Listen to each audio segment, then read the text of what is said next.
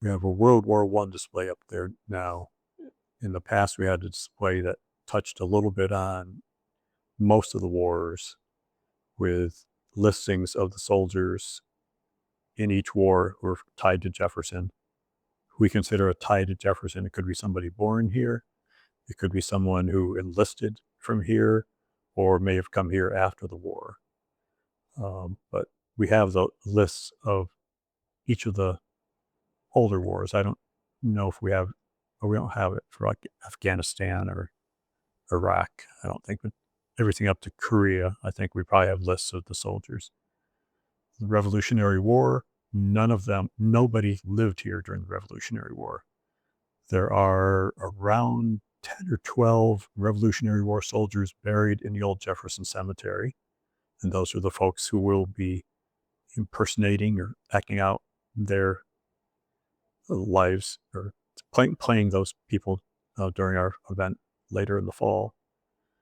And in the Civil War, Stephanie Rukay has done massive, massive amounts of research about the Civil War soldiers. And she initially started out with interest going to Evergreen Cemetery in town where there's a Civil War monument. That's the first Civil War monument within Schoharie County.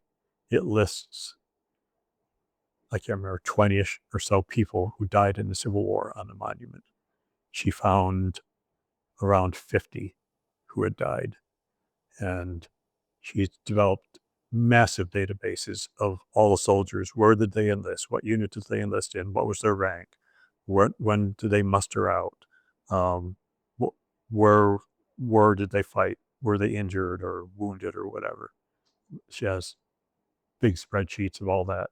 She's located over 200 Civil War soldiers from the town of Jefferson,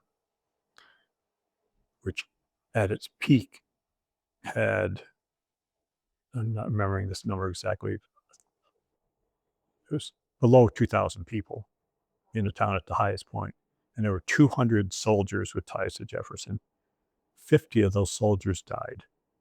And she wrote a book of the fallen heroes with bios of each of those 50 people.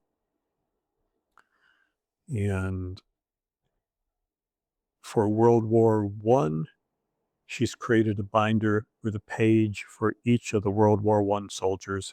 I don't recall the number of them from Jefferson, and where we have picture of them, genealogical type things, birth, death, marriage, husbands or wives, parents, and a little bio about their service.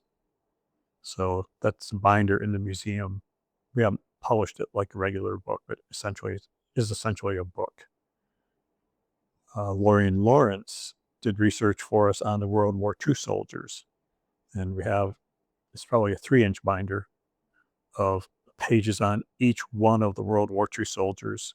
And, again, the enlistment times, dates, births, marriages, ranks.